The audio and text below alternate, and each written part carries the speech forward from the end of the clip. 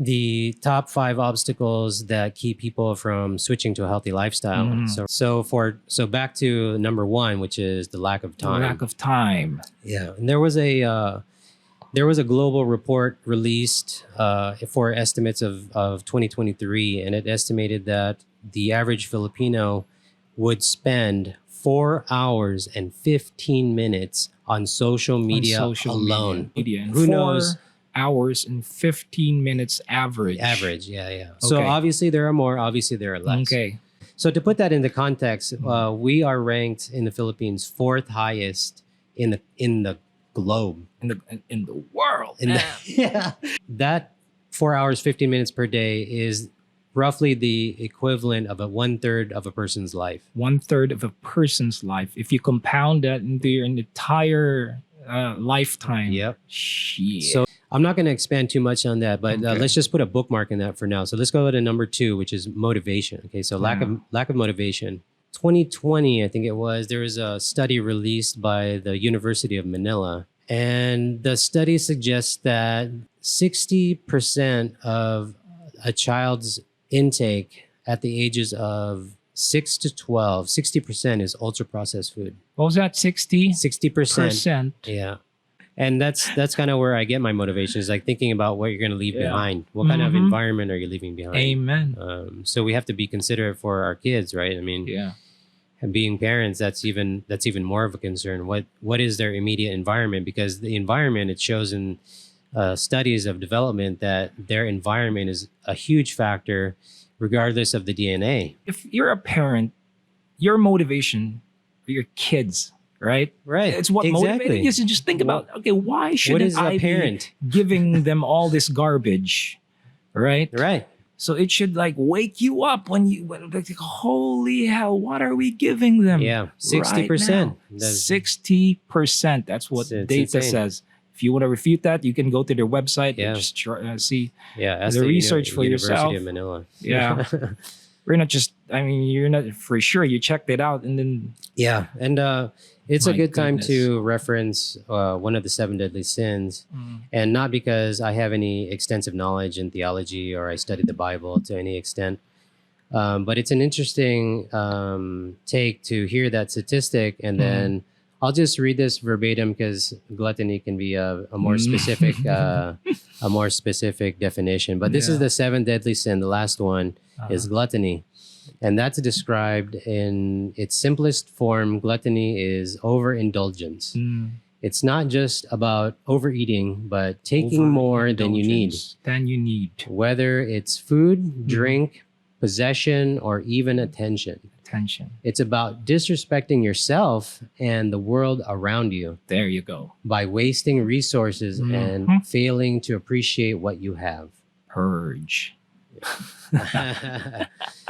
Good one, right? It kind of reflects it. Yeah, because we live in a Catholic culture. Yeah. So if you really want to follow the guidelines, that's one of them. Yeah, it's right? one of them. Avoid that sin at all costs. Right. Which brings us to number 3. The number 3 obstacle, what keeps people from making a switch to a healthier lifestyle, is lack of knowledge. Lack of knowledge. Yeah, and this one I really got to call BS. I mean, this is the age of information. We carry a supercomputer in our pocket. Like, or even lack of knowledge? I don't think so. It's like, man. I think that's a disservice to say that this is lack of knowledge. Because if you want the information, ask AI. It's so easy. It used to be just Google it. Yeah. So ridiculous. the precursor is observation, the precursor to knowledge. So observation. So let's just bring that into practical context. So if you're going to go on a trek here in Cagayan, you can go nearby. A popular place is the Cowboys Camp. You've hiked up to the top, Cowboys Camp. So it's popular because it's near the city. Guwapo-gyapo ang view.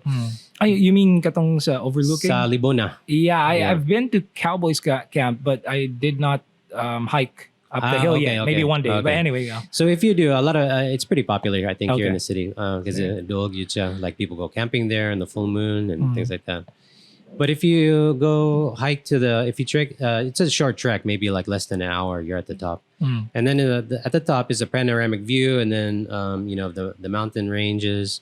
So guapo yun siya. So it's a panoramic view, and when you go to the top, you can see mega farms. Tapad-tapad yun, mga mega chicken farms. Okay.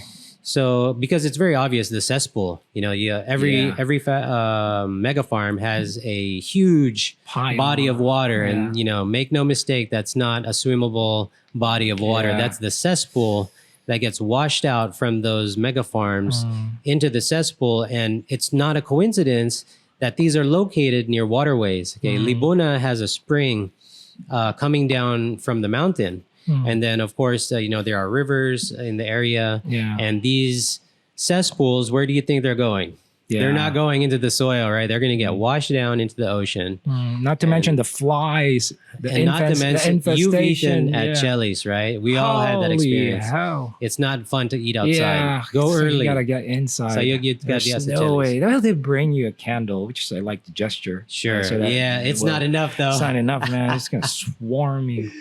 Yeah. So you feel like it's kind of like one of the plagues in Egypt. Yeah. And that's why because of the mega farms. Yeah, the mega farms. So let's move on to number 4. The number 4 obstacle. Lack of knowledge. Now it's lack of knowledge. Now it's the cost. And that's only if you're talking about packaged foods that are USDA approved, or packaged in a way that would be able to be sold in grocery stores. So those things, like frozen vegan pizzas and things like that are occasional things that you buy. What you buy day to day, you go to the market, right? And so if I asked at the wellness event, what's the average per kilo baboy ginaling? Because I don't know, right? So I asked, and they said 300. There's some, I've even heard past 300, right? It's like per kilo. I was like, wow, man. A broccoli cauliflower mix pre-chopped at the mercado market. You can buy that. The price of that per kilo has basically stayed the same since before pandemic. So the low end is 80 pesos per kilo. That's pretty good. Okay.